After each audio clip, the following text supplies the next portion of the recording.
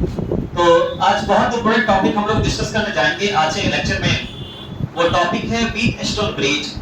Basically ये topic हमारा जो है बोर्ड में जो है लगभग 5 नंबर में सवाल आता है। सवाल इस तरीके से होगा कि स्टेटमेंट पूछेगा या हो सकता है कि आपको एक्सप्रेशन पूछेगा। कैसे पूछेगा कि right the Kirchhoff's current law and also express the Wheatstone bridge with the help of the diagram. ऐसे सवाल आपको पूछता है 5 नंबर। और ये बहुत ज्यादा इंपॉर्टेंट टॉपिक है। और जैसे किसी बच्चे को लगेगा हाँ ये क्रिटिकल होता है, कॉन्सेप्चुअल आता है, लेकिन जब आप पढ़ने के लिए समझोगे तो ये बहुत आसान लगेगा समझने कि हाँ यार ये बनता कैसे है। तो हर एक पॉइंट का, हर एक नुक्सा का आपको हम कॉन्सेप्ट देंगे, एक एक पॉइंट का क्लियर करते जाएंगे कि कैसे आपको सीखना है। ये टॉपिक बहुत ज्यादा इंपॉर्टेंट है, इस बात को आपको मान के चलना पड़ेगा। ये मोस्ट इंपॉर्टेंट टॉपिक है, न्यूमेरिकल पॉइंट ऑफ व्यू से भी है, एंट्रेंस के लिए और बोर्ड के लिए भी आपका बहुत इंपॉर्टेंट है, जिसका नाम है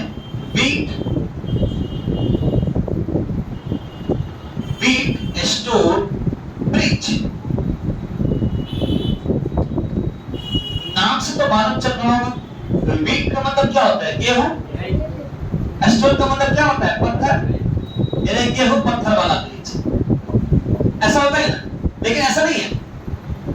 इसमें कॉन्सेप्ट है, जब आप कैसे समझोगे क्या है नहीं है। तो ये सवाल आपका जो है आपको वाइवा में पूछा जाता है। आपको जो है प्रैक्टिकल जब लिखिएगा तो प्रैक्टिकल में भी आपको एक पूरा लिखना पड़ेगा। प्रैक्टिकल में भी आता है और बोर्ड में भी आता है, प्लस इसका एंट्रेंस में क्वेश्चंस है विद स्टूडेंट्स।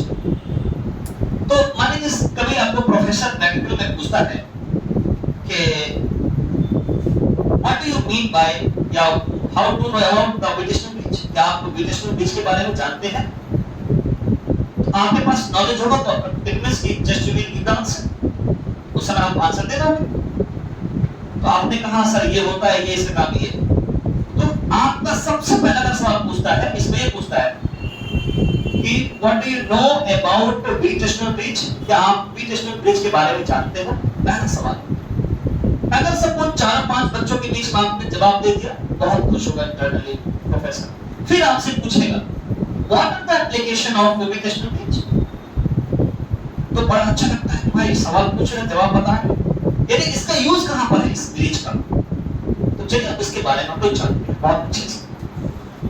हम आपको प्रोसीजर बताते हैं कि व्हीटस्टोन ब्रिज का कैसे पढ़ना है। जैसे आपने प्रैक्टिकल तैयार करते हो कॉपी, तो उसमें लिखते पहले एम लिखते होगे, अप्रेंटिस लिखते हो, प्रिंसिपल लिखते हो, वर्किंग कंस्ट्रक्शन लिखते हो ना, लिखते हो। वैसे इसको पढ़ना है वैसे, क्योंकि ये प्रैक्टिकल कॉन्सेप्ट है, अच्छा कॉन्सेप्ट है। तो सबसे पहले इसके बारे में हम जानते हैं, अपने वर्ड में बात समझाने की कोशिश करो। सबसे पहले हम लोग इसके बारे में जानते हैं, व्हीटस्टोन ब्रिज के बारे में। इसके बारे में जानना बहुत जरूरी है।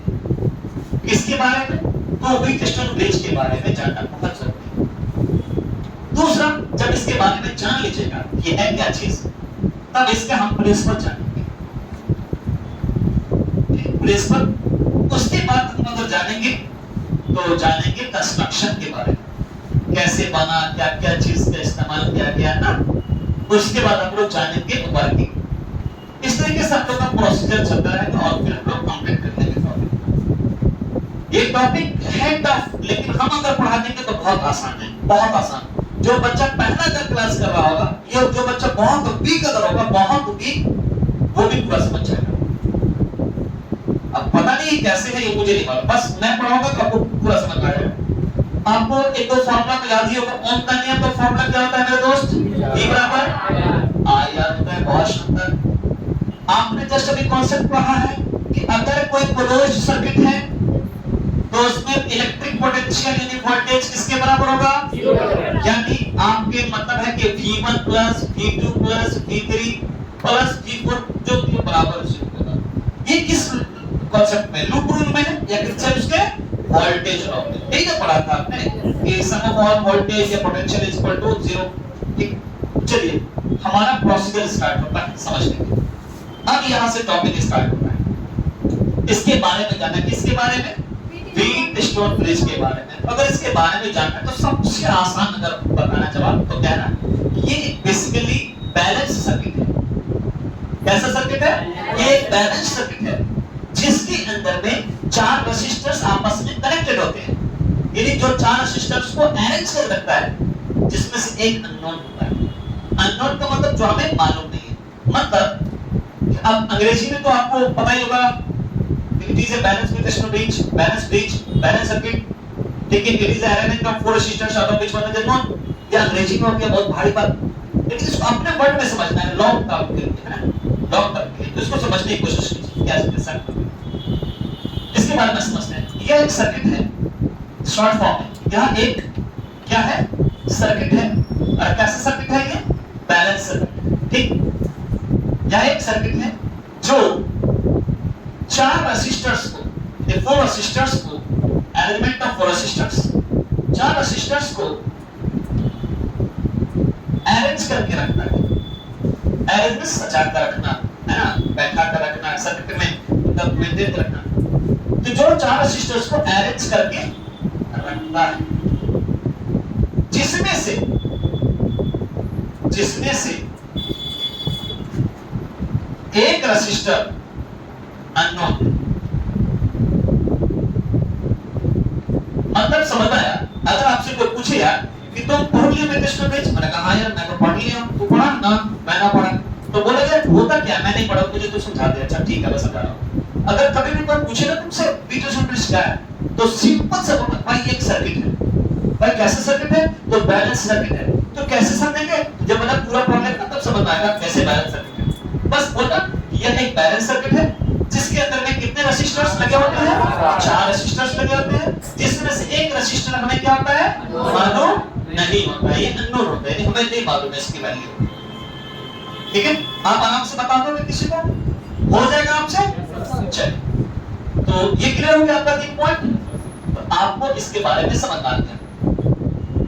अगर आपसे कोई पूछेगा तो क्या बोलोगे, यह एक बैलेंस सर्किट है जिसके अंदर में 4 रेसिस्टर्स लगे होते हैं, उसमें से एक रेसिस्टर हमें नहीं मालूम। क्लियर है बात? ये इसलिए अपना वर्ड में लिखे कि तुम्हें दिमाग में ज्यादा दिन तक, लॉन्ग टर्म तक हमें दिमाग, जब दिमाग में जाएगा तो ऑटोमेटिकली ट्रांसलेट करके लिख दोगे आराम से, है ना। दूसरा हम जानते हैं इसके बाद क्या लिखा हुआ है, क्या लिखा हुआ है अगला टर्म, प्रिंसिपल। अब जब आपको वाइवा होता है ना तो प्रोफेसर लोग का लेवल नहीं पहचान पाओगे, या कोई भी लोग इंटरव्यू जब वाइवा होता है तो बहुत अलग तरीके से पूछता है। तो कहेगा क्या कि तुम तो प्रैक्टिकल बताया, तो what do you mean principle, principle के बारे में तो क्या जानते हो इन द एक्सपेरिमेंट जो बना है उसको प्रिंसिपल क्यों लिखे। तो कहेगा, हिंदी में बच्चे लोग कहेगा सिद्धांत होता है, सिद्धांत। मैंने कहा नहीं यार, ये नहीं बताना है कि प्रिंसिपल का मतलब है इस टॉपिक के अंदर में, ये बताओ। तो मैं आपको प्रिंसिपल का मतलब समझाना चाहता हूं, क्योंकि अभी तो एक ही पढ़े हो, अगर आप पढ़ोगे मीटर ब्रिज या slide wire bridge, potential meter पढ़ोगे, फिर आगे भी टॉपिक सब है, तो प्रिंसिपल बार-बार आपको आएगा। एसी जनरेटर है, ट्रांसफार्मर टॉपिक है, ये सब टॉपिक पे जाएगा। तो प्रिंसिपल का मेन मतलब समझना है, उस पर तो ऑटोमेटिकली काम कर लेंगे। प्रिंसिपल का मतलब ये होता है ये किसी न किसी को फॉलो करता है या किसी न किसी पर वर्क करता है। दो मतलब होता है, ये जो है किसी न किसी पर फॉलो करता है, जैसे तुम लोग भी फॉलो करते हो इंस्टा पे या रोड पर, करते नहीं करते हो, करते हो।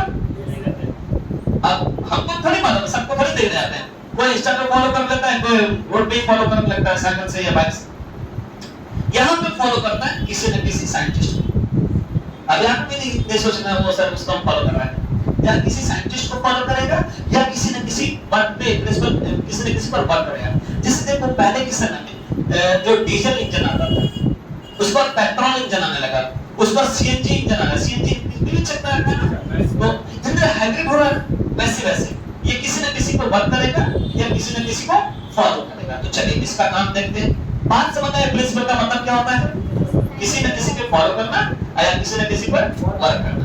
ये फॉलो किसको करता है, किरचॉफ्स लॉ को ये फॉलो करेगा। एक कौन सा मतलब था, किरचॉफ्स लॉ, ये किरचॉफ्स लॉ पर फॉलो करता है। अगर क्लोज सर्किट हुआ तो वोल्टेज लॉ, और तो आपका ओपन सर्किट में करंट की बात किया तो करंट लॉ हो जाए। ठीक, आगे चले, ये क्लियर हुआ। ये अंग्रेजी में लिखा हुआ है, it works in the principle of Kirchhoff's law. ठीक है, ये किरचॉफ्स लॉ को फॉलो करता है।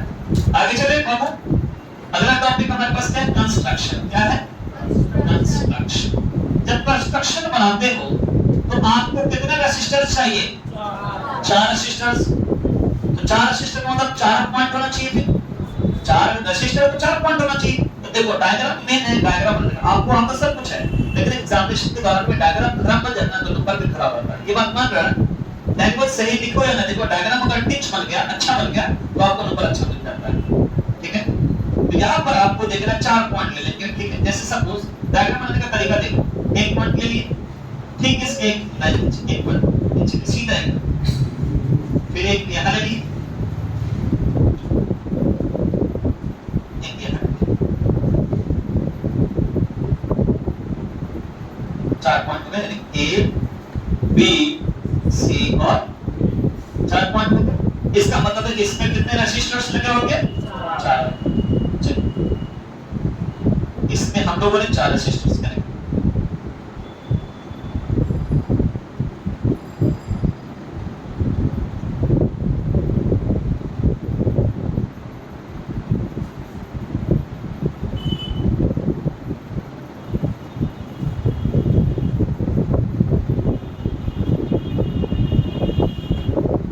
रेसिस्टर्स होंगे, यानी R1 R2 R3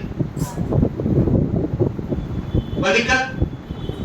अब यहाँ पे देखिए रेसिस्टर्स आपने कनेक्ट कर दिया, कितना रेसिस्टर्स कनेक्टेड है? 4 रेसिस्टर का एरर है कि नहीं? अब ये रेसिस्टर का काम क्या होता है? करंट को अपोज करना। तो भाई करंट कहां से आएगा? किसी न किसी वोल्टेज सोर्स। बहुत शानदार। तो आपने दोनों एंड के साथ क्या कर दिया? वोल्टेज सोर्स कनेक्ट कर दिया।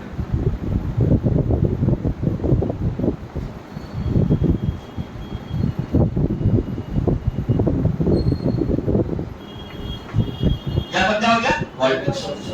ये करंट प्रोड्यूस करवाने के काम में आता है। अब थोड़ा ध्यान से समझना ये है, अभी तक जो मैं पढ़ाया वो क्लियर हुआ पूरा? क्या काम है, किसको फॉलो करेगा, कितने रेसिस्टर्स लेंगे, इसके बाद वोल्टेज सोर्स क्यों लिया? क्योंकि करंट को फ्लो करवाएगा। अब देखिए यहां से करंट फ्लो करना स्टार्ट करेगा, करंट यहां से निकला, यहां तक करंट आ गया, आई, यहां तक करंट आई है, ठीक है, क्योंकि यहां से करंट आया रहा, लेकिन यहां से दो डायरेक्शन हो गया, तो ये दोनों आपस में क्या है? पैरेलल है। अब पैरेलल में करंट क्या होता है? सेम होता है कि अलग अलग होता है? अलग अलग होता है। पैरेलल में करंट आपका अलग अलग होगा, I1 और I2। वोल्टेज ना सेम था, तब ना बल्ब जला था, याद है कि नहीं? पैरेलल में, पैरेलल जब लगा के था ना, बल्ब एकदम अच्छे से जला था। तो पैरेलल में वोल्टेज सेम होता है, करंट अलग होता है। यहाँ पे आपका ये पॉइंट से ये दोनों आपस में पैरेलल है, इसलिए करंट 1 का डायरेक्शन है, ये करंट 2 का डायरेक्शन। क्लियर हुआ कि नहीं हुआ?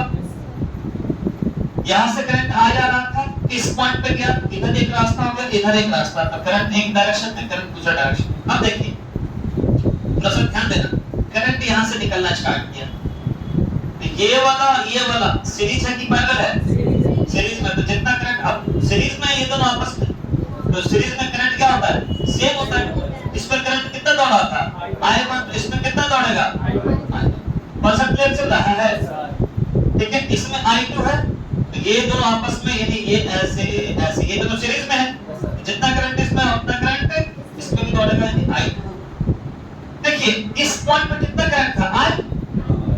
यहां से दो रास्ता, देखिए यहां थोड़ा ट्रिकी बात है, I से दो रास्ता, I1 और I2, यानी कि करंट से दो करंट बन गया, दो ब्रांच बन गया, तो दो करंट हो गया, I1 I2। फिर ये करंट ऐसे आया, इधर आ रहा है I1 और इधर आ रहा है I2, तो I1 भी मिलता है और I2 भी मिल रहा है। तो जब I1 और I2 मिलेगा तो फिर क्या हो जाएगा? I बनेगा, मतलब फिर ये करंट I बनेगा। कॉन्सेप्ट क्लियर है? बहुत शानदार। यहाँ पर आपको 4 रेसिस्टर्स है, 4 रेसिस्टर में करंट वोल्टेज लगा दिए, वोल्टेज से करंट पास किए। जब पैरेलल होगा तो करंट अलग अलग होगा, इसलिए I1 और I2 लिख दिए।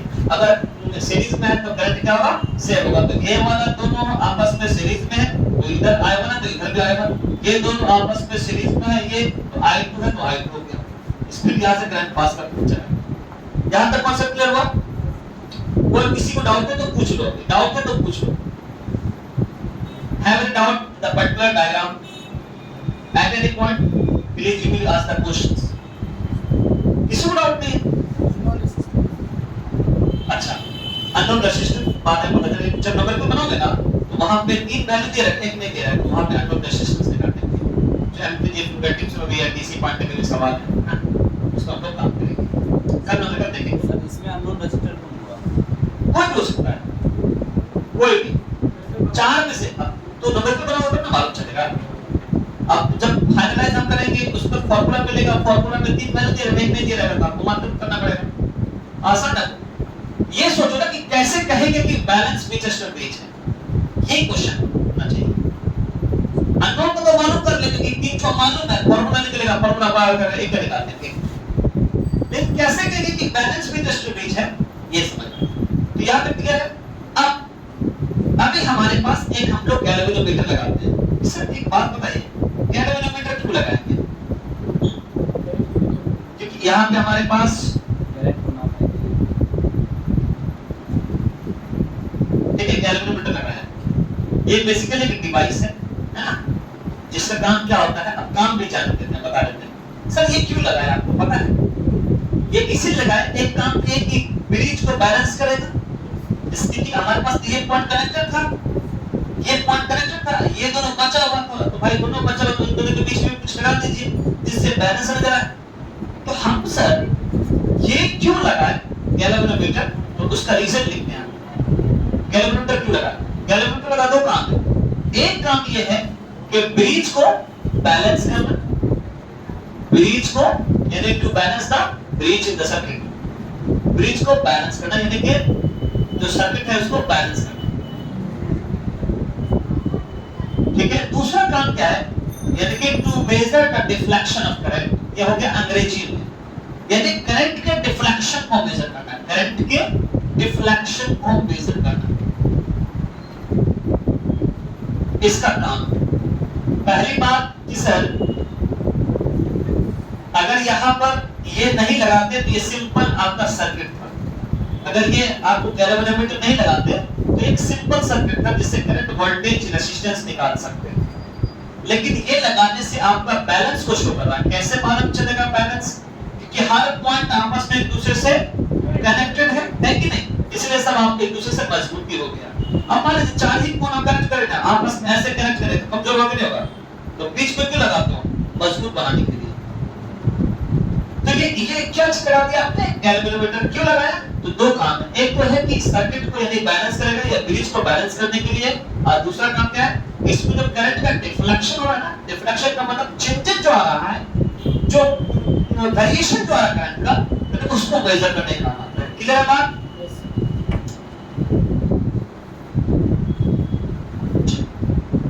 ये क्लियर है दोस्त? ये क्लियर है? डायग्राम क्लियर है? अच्छा, अब पहले तो जब ये नहीं लगाए हुए थे एक सिंगल था, अब जब बीच में लगा दी तो कितना हो गया? डबल हो गया। डबल हो गया हुआ तो कितना घर बना? 2 लूप। पहले क्या था, सिंगल लूप था, ए से बी सी डी। पहले क्या था, जब ये नहीं लगा हुआ कितना था, ए बी सी डी ए, ऐसा लूप बना हुआ। अब इसमें से बीच में लगा दिया तो कितना लूप बन गया?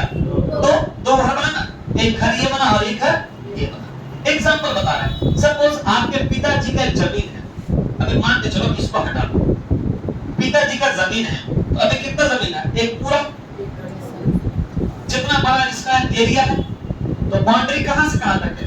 ए बी सी डी ए, ये ना बाउंड्री है, यहां से ऐसे ऐसे हमारे अब्बा की जमीन, हमारे पापा का जमीन। अब तो उसके पास 2 बच्चे हैं, तो दोनों को बंटवारा करेगा ना, तो बंटवारा करने के लिए क्या क्या उसमें ये लगाते हैं, बाउंड्री बंटवारा करते हैं, इसका नाम है गैल्वेनोमीटर। मैं दूसरे का क्वेश्चन समझाना चाहूँ। अब कितना बन गया? जमीन का 2 बंटवारा हुआ, ठीक है। एक बंटवारा आपका ये वाला, कहां से कहां तक बताओगे? मान लीजिए सपोज नीतीश एक जमीन तुम्हारा है और मान लीजिए राज एक घर तुम्हारा है, ठीक है। तो एक जमीन जो हमारे पास है यहां से, तो कहां से स्टार्ट होगा? चाहे ऐसे चाहे ऐसे, ए से बी, बी से डी, डी से, यानी आपका जो जमीन का बाउंड्री दिखाएगा ना, एक कोना ये हो गया, एक कोना ये हो गया, एक कोना ये हो गया, ऐसे ऐसे ऐसे ना बाउंड्री है, यानी आपका ये पहला लूप बन गया, ये पहला घर बन गया। दूसरा जमीन कौन है? बी सी डी, तो बी सी ये जो बाउंड्री दोनों के लिए है ना, बी सी डी, ये दूसरा लूप बन गया। लूप समझे? अगर कोई नहीं समझोगे तो फिर समझ लो। जमीन का जब बंटवारा होता है तो सब अपना अपना बाउंड्री मार लेता है ना। अब ये जो बीच वाला है तो दोनों के लिए सेम बाउंड्री है। आप अपना जगह दिखाएगा तो कहां से कहां तक बताएगा? अगर हमको बताएगा कि भाई अपना जमीन देख रहा है तो कहां बताइएगा? ए से बी, बी से डी, डी से ए, तब ना यही तक छोड़ दीजिएगा। तो कितनी जगह खाली होगी? आपको पहला घर बना कौन सा? A B D A, A B D A. और दूसरा घर कौन सा बना? B C D A, B C यानी बी से सी, सी से डी, डी से। अब दोनों घर को हम स्टार्ट करें बनाना। I have only 10 minutes to complete my today lecture। ठीक है, सही से समझना क्योंकि अब मामला यही से स्टार्ट होता है। अब देखो यहाँ पे नीतीश, सीएम ने बोल रहा हूँ, मैं नीतीश बोल रहा हूँ। नीतीश, पहला घर का बाउंड्री कौन है? अच्छा, ए बी डी ए तुम्हारा घर है ना, तुम्हारी जमीन ए बी। अच्छा, तो अपना जमीन को दिखाओगे ना? अगर हम तुमसे खरीदी करेंगे तुम दिखाओगे तो पहले हमारा जो पहला लूप जो है, पहले लूप की सर्किट कैसा है?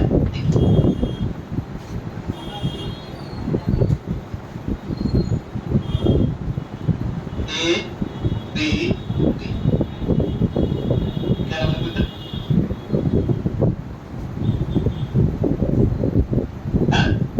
ये हो गया जी। अब नाम सब लिख दीजिए। ए से डी के बीच का नाम क्या है? I1, R1, I2, R2। यहाँ पे तो कुछ नहीं। हाँ, ये करंट का इस्तेमाल नहीं करेगा। कैसे मालूम चले? तो एक एग्जांपल बताते हैं। किसी मोबाइल की दुकान में या लैपटॉप की दुकान में गए होंगे तो एक देखो तो पीला कलर का एक बॉक्स रहता है, बॉक्स। उसमें दो पिन होता है, एक काला और एक पीला होता है ना। तो आप खराब हो तो चेक करते हैं ना वोल्टेज को, तो वोल्टेज चेक करने के लिए होता है ना, तो करंट वोल्टेज करंट इस्तेमाल नहीं करता, वो चेक करता है। उसी तरीके से ये रिफ्लेक्शन, करंट के रिफ्लेक्शन को मेजर करेगा, ये करंट का इस्तेमाल नहीं करेगा। समझ लो बात? चलिए, आपने क्या किया नीतीश? आपने अपनी बाउंड्री को दिखा दिया जो आपकी ओरिजिनल जमीन है, लेकिन कैसे कैसे ठहरा आपने? पहले ए से निकले कहां गए? अच्छा, ए से निकले बी पे गए, फिर बी से कहां गए? डी पे। डायरेक्शन ऐसे, बी पे गए, डी पे, डी से फिर कहां गए? यानी कि आपका जो डायरेक्शन है ए से बी, बी से डी और डी से। क्लियर है बात? ये आपका जमीन हो गया। और जमीन का बाउंड्री कैसे कैसे की? ए से बी, यानी कि आपका एक लूप की सर्किट है, क्लोज सर्किट है कि नहीं? ये क्लोज सर्किट है कि नहीं? Yes, according to loop rule,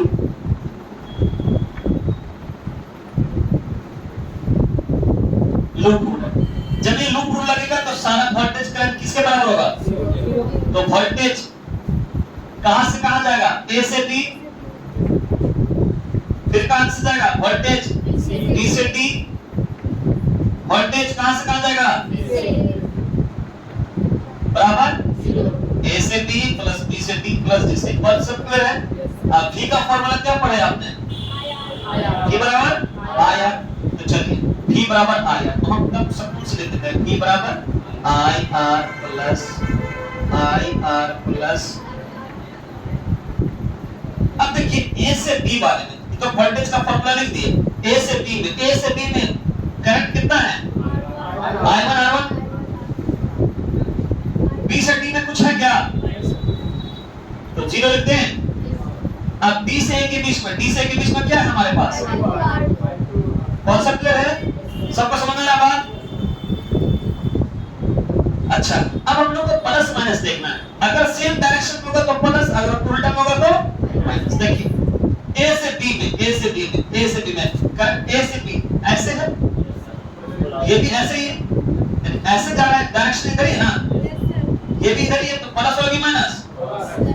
अच्छा, ये भी नीचे है, ये भी नीचे, तो प्लस। ये बी से डी वाला, ये भी नीचे डी वाला, ये भी नीचे डी वाला, प्लस ही ना होगा सेम डायरेक्शन में। उसके बाद आपका डी से, तो ये ऐसे जाना चाहिए, लेकिन डायरेक्शन उल्टा है कि नहीं? ये उल्टा, ये इधर है तो ये इधर है, तो ये किसके लिए है? डी से के बीच में आपका माइनस है। I1 R1 तो आपका प्लस हो गया, ठीक है, 0। ये माइनस क्यों हुआ? क्योंकि इसका डायरेक्शन ऐसे है तो इसका डायरेक्शन ऐसे है, तो क्या माइनस। समझ आया बात? अब देखिए हम क्या करेंगे, I1 R1 माइनस वाले टर्म को उधर कर दो तो ये भी प्लस हो जाएगा, I2 इक्वेशन पर पहुंच। ये पहला क्लियर हुआ कॉन्सेप्ट। सेम कॉन्सेप्ट दूसरा का। समझ तुम्हारा दूसरा जमीन जो है, ठीक है, दूसरा जमीन वो देखिए, दूसरा जमीन कौन सा जमीन है समझा तुम्हें? कौन सा है? बी से सी, सी से डी, डी से चल। पहले आप जमीन दिखा दीजिए, तो ऐसा दिखाना पड़ेगा बी सी, इन दोनों के बीच में कैलकुलेटर, यहां से रेजिस्टेंस,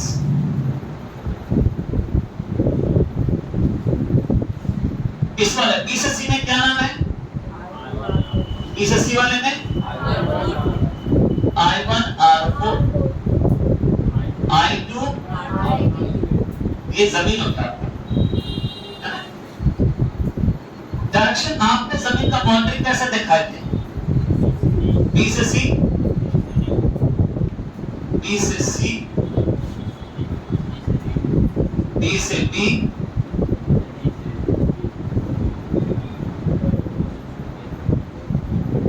डायग्राम समझे? पहले बी से सी की ओर, फिर सी से डी की ओर, फिर डी से ये डायरेक्शन, फिर है वही कॉन्सेप्ट। अच्छा आपको लग रहा है कि ये क्लोज सर्किट है कि ओपन? क्लोज है। क्लोज का फॉर्मूला क्या होता है कि जितने भी पोटेंशियल है सब क्या होगा? 0 के बराबर। तो कहां से कहां? बी से C plus B C plus C D plus, नहीं समझ रहे? बी से सी से डी, डी से बी, की 10 तो बराबर है। फॉर्मूला क्या होता है? I R plus I R plus I R बराबर। अब ना देखिए बी से सी के बीच में क्या नाम है? I1 R4। सी से डी के बीच में क्या है? I2 R3। और डी से डी के बीच में कुछ नहीं, तो हम क्या लिख देंगे? अब प्लस माइनस करना जरूरी। देखिए ये डायरेक्शन बी से सी इधर है, ये इधर ही है, प्लस का प्लस ही रह जाएगा, मतलब I1 R4। इसका डायरेक्शन ऐसे है लेकिन इसका डायरेक्शन ऐसे है, क्या हो जाएगा? माइनस I2, और इसका डायरेक्शन ऊपर है तो ये नीचे है, तो माइनस I1 R4, इसको इधर काट दीजिएगा I2। देखिए कि दोनों लूप का जो हमारे पास इक्वेशन मालूम चल गई, इक्वेशन 1 और इक्वेशन। अब हम लोग को दोनों का रेशियो निकालना है। सर रेशियो क्यों निकालेंगे? जब एक एग्जांपल बता रहा हूं, जब जमीन बंटवारा हो जाती है तो दोनों भाई मिला के ना कि दोनों को जमीन बराबर आया कि नहीं आया है, तो हम लोग क्या करते हैं? अनुपात यानी रेशियो निकालते हैं। उसी तरीके से जब दोनों लूप का आपको दोनों इक्वेशन आते हैं तो दोनों क्या करें? आपस में डिवाइड करेंगे। समझ रहे बात? रेशियो निकालते हैं। तो लिखेंगे, इतना तक क्लियर है सबको? आवाज नहीं है? Yes sir. बहुत कम आवाज। चलिए डिवाइडिंग इक्वेशन, डिवाइडिंग इक्वेशन 1/2 या 2/1 जैसे मर्जी हो आप वैसे कर लो, कॉन्सेप्ट वही मिलेगा जो हमने आपको दिया है। अब देखिए इक्वेशन 1/2 तो पहला इक्वेशन लिख लिए, I1 R1 बराबर I2। अब किससे डिवाइड करना है? LHS वाला को LHS डिवाइड करेंगे तो I1 R4 I2 cancel out हो गया, क्या बच गया आपके पास? R1/R4 बराबर R2/R2। फॉर्मूला निकल गया जिसमें 3 का मान निकाल दीजिएगा। अब क्लियर हुआ? दूसरा, बैलेंस दिखने के लिए क्या करना पड़ेगा? देखो आपस में ये नीचे भी जा सकता है, ये ऊपर आ सकता है, आपस में क्रॉस हो सकता है, नहीं हो सकता है, मतलब ये ऐसे भी जा सकता है, ये ऊपर आ सकता है। इसका मतलब है जब इसको आपस में क्रॉस करते हैं तो आपको दिख रहा है क्या? R1/R2, क्योंकि इसको आपने जाके इधर ले गए हैं और इसको ऊपर ले गए। R1 by R2 by R4 by R। कुल मिलाकर है R1 by R2 बराबर R4 by R3। इसका मतलब है कि R1 की वैल्यू और R2 की वैल्यू इन दोनों को डिवाइड कर दीजिए, R1 बटा R2 बराबर R4 by R3। इसको इससे डिवाइड कर दीजिए, इसको इससे डिवाइड कर दीजिए। दोनों को जब डिवाइड करें, दोनों की अगर वैल्यू सेम आ गई तो ये बैलेंस है, अगर सेम नहीं है तो बैलेंस कुछ एस्टेब्लिश नहीं है। समझ लो बात? यानी R1 बटा R2, यानी अगर हमारे 2 है, इसकी 4 है तो 2 बटा 4। एग्जांपल है 2 by 4 बराबर इसका है 3, इसका है 6, तो 1 by 2, ये बिल्कुल 1 by 2, तो इसका भी वैल्यू 1 by 2 है, इसका वैल्यू तो बैलेंस है कि नहीं? यदि बैलेंस है इसका मतलब ये आपका सर्किट सही बना हुआ है। इसका मतलब कॉन्सेप्ट ये बैलेंस भी टेस्ट भी है। अगर आपको सिंगल रेजिस्टेंस अननोन रेजिस्टेंस निकालना हो तो इसे निकालेंगे, अगर बैलेंस जांचना हो तो आप ये फार्मूला में देखेंगे। क्लियर है कॉन्सेप्ट? आज से क्लास समझ में आया आपको पूरा? ठीक है, तो आप लोग ध्यान से पढ़ लियो, हमने आपका टाइम को बहुत ज्यादा यूज कर लिया, तो इसलिए जब भी कोई डाउट हो तो आप डाउट पूछ लीजिए, अगर डाउट नहीं है तो फिर इसको हम लोग